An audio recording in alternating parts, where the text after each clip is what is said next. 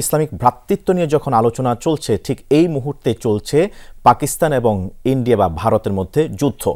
সেই যুদ্ধকে কেন্দ্র করে বাংলাদেশের আপামর জনতা এক একজনে এক এক ধরনের অবস্থান গ্রহণ করেছেন। একজন মুসলিম হিসেবে মুসলিম ভ্রাতৃত্বর এই বন্ধনকে সামনে রেখে আমাদের কি করণীয় আছে, কি গ্রহণ করা বা কি করা উচিত, এই বিষয়ে যদি আপনি একটু সংক্ষেপে তুলে ধরতেন প্লিজ।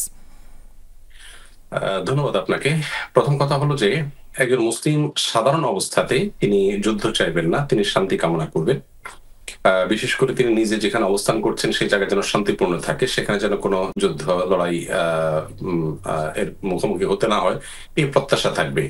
আমাদের কাছে একটা স্লোগান আছে, স্লোগানটা শুনতে বেশ সুন্দর শোনা যায়, লড়াই লড়াই লড়াই চাই, লড়াই করে বাঁচতে চাই। মূলত নবী সাল্লাল্লাহু আলাইহি ওয়াসাল্লামের হাদিস এর সাথে এটি সঙ্গতিপূর্ণ নয়। কারণ তিনি বলেছেন তোমরা আল্লাহর কাছে যুদ্ধ বিগ্রহ চাইবে না, বরং আল্লাহর কাছে নিরাপত্তা চাইবে, আমন এবং আফিয়ত আল্লাহর কাছে চাইবে।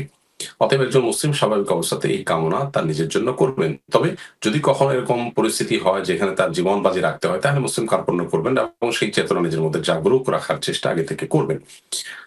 আমাদের প্রতিবেশী দুটি দেশের মধ্যে যে যুদ্ধ শুরু হয়েছে এটা আমাদের জন্য সন্দেহাতীতভাবে দুর্ভাগ্যজনক। কারণ প্রতিবেশী দেশগুলোতে যখন যুদ্ধ হয় তার আঁচ কিছুটা হলেও আমাদেরকেও স্পর্শ করে। আর দ্বিতীয়ত মুসলিম ভ্রাতৃত্বের জায়গা থেকে একজন মুসলিম অবশ্যই সারা বিশ্বের যেখানে মুসলিমরা কষ্ট নিপতিত হবেন সেখানে মুসলিমদের সহমর্মী হবেন, মুসলমানদের বিজয় প্রার্থী হবেন, মুসলমানদের কল্যাণকামী হবেন। সে অবস্থান তো আমাদের সব অবস্থায় থাকতেই হবে, সেটা তো আমাদের ইসলামিক ভ্রাতৃত্বের দাবি এবং কোরআন সুন্নাহর দাবি। এখানে একটু প্রসঙ্গত আমি অন্য একটু বিষয় আপনার দৃষ্টি আকর্ষণ করতে চাই, আপনার মাধ্যমে দর্শকদের দৃষ্টি আকর্ষণ করতে চাই। সেটা হলো, দেখুন যে একটি দেশ আর একটি দেশকে বললো যে আমার দেশে যে দুর্ঘটনা ঘটেছে সেটার জন্য তুমি দায়ী। জাস্ট এই দায়টা চাপিয়ে সেখানে কোনো প্রমাণ তথ্য বা কোনো কিছু ছাড়াই সেখানে আক্রমণ শুরু করলো। এই বিষয়টি আমরা ইরাকেও লক্ষ্য করেছি যে সেখানেও কিন্তু আপনার মরণাস্ত্র আছে, ভয়াবহ বিধ্বংসী অস্ত্র আছে। এই অভিযোগে একটা দেশকে শেষ করে ফেলা হলো। এরপর কিন্তু সেখানে কোনো সেরকম কিছু পাওয়া যায়নি। কিন্তু এর মধ্যে হাজারো মানুষকে জীবন দিতে হয়েছে, একটা দেশ তছনছ হয়ে গেছে। সেটা যারা করেছে তারা কিন্তু এখনো পর্যন্ত সরি পর্যন্ত বলেনি। তো এই যে একটা ব্যাপার, আমরা যেটাকে মব জাস্টিস বলছি, আইন হাতে তুলে নেওয়া বলছি, এটাকে আমরা সবাই খারাপ বলছি। যারা খারাপ বলছেন, বেশি বেশি বলছেন, তারা এইটাকে লঙ্ঘন আরো বেশি বেশি করছেন। আমরা এই দুটি ঘটনা থেকে অন্তত সেটা পরিষ্কার বুঝতে পারছি। তো এটা কোনো অবস্থাতেই কাম্য নয়। আমরা দোয়া করব যাতে করে এই পরিস্থিতি স্বাভাবিক হয় এবং মানুষের জীবনহানি না হয়। আর একজন মুসলমান হিসেবে অবশ্যই সন্দেহাতীতভাবে আমি ইসলামিক মুসলিমদের স্বার্থকে সবকিছুর ঊর্ধ্বে রাখবো এবং মুসলমানদের বিজয় প্রত্যাশা করব। সূরা রুমের শুরুতে আল্লাহ তাআলা যেমনটি মক্কায় মুসলমানদের অবস্থা বর্ণনা করেছেন, ব্যক্ত করেছেন, সেই অবস্থান আমাদের এখানে আরো পরিষ্কার ভাবে নেওয়ার সুযোগ রয়েছে। কারণ এখানে পরিষ্কার ভাবে আমরা দেখতে পাচ্ছি একদিকে মসজিদগুলো যেমন আক্রান্ত হচ্ছে, মুসলিমরা আক্রান্ত হচ্ছেন, মুসলিম একটা ভূখণ্ড আক্রান্ত হচ্ছে। আবার অপরদিকে আমরা দেখতে পাচ্ছি যে এখানে ইসলাম এবং মুসলমানদের চিহ্নিত শত্রু যারা ছিল, অভিশপ্ত দেশ, যে তারা আবার অনেক দেশ তাদের অস্ত্র ব্যবসার স্বার্থে তারা এখানে এসে যুক্ত হচ্ছে। অতএব একজন মুসলমান হিসাবে আমাদের আদর্শিক জায়গা থেকে আমাদের ঐক্যবদ্ধ থাকাটা সময়ের সবচেয়ে গুরুত্বপূর্ণ কাজ এবং মুসলিম ভ্রাতৃত্ব বোধ এটা ধারণ করা, লালন করা এবং চেতনা উজ্জীবিত থাকা, সেই চেতনায় এটা আমাদের ইমানের দাবি।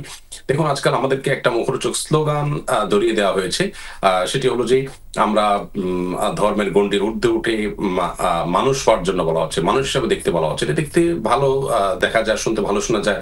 আর কোনো কোনো ক্ষেত্রে ইসলাম এটাকে একটা লেভেল পর্যন্ত সাপোর্টও করে যে অন্য ধর্মের মানুষও তিনি মানুষ হিসাবে বেঁচে থাকার অধিকার, তার প্রতি আমাদের দায়িত্ব কর্তব্য, প্রতিবেশী হিসাবে সদাচরণ, মানুষ হিসেবে তাদের সাথে সৌজন্যতা বোধ সবকিছু রক্ষা করতেছে আমাদেরকে বলে এবং স্বাভাবিক জীবন যাপন করতেছে আমাদেরকে বলে।